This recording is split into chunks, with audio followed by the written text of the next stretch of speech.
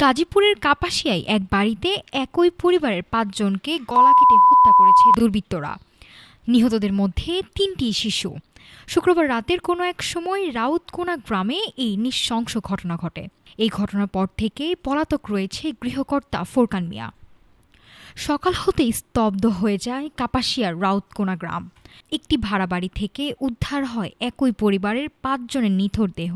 ঘাতকের ধারালো অস্ত্রের হাত থেকে রেহাই পায়নি ২ বছরের শিশু ফারিয়া থেকে শুরু করে ১৫ বছরের মিমো। নিহতদের মধ্যে রয়েছেন গৃহকর্তা ফোরকানের স্ত্রী শারমিন, তার ৩ মেয়ে এবং শ্যালক রসুল মিয়া। পুলিশ বলছে ঘরের মেঝেতে পড়েছিল ৩ শিশুর লাশ। খাটের ওপরে ছিল শ্যালকের মরদেহ। আর স্ত্রী শারমিনের দেহ জানালার সঙ্গে রশি দিয়ে বাঁধা অবস্থায় পাওয়া যায়। খবর পেয়ে দ্রুত ঘটনাস্থলে পৌঁছায় কাপাসিয়া থানা পুলিশ ও সিআইডি। পুরো এলাকা ঘিরে ফেলে শুরু হয় তথ্য সংগ্রহের কাজ।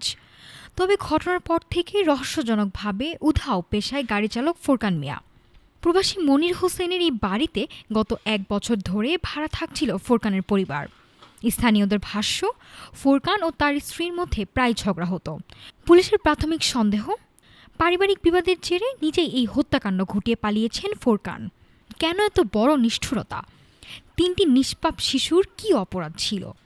এমন প্রশ্নে এখন ভারী হয়ে উঠেছে কাপাসিয়ার আকাশ।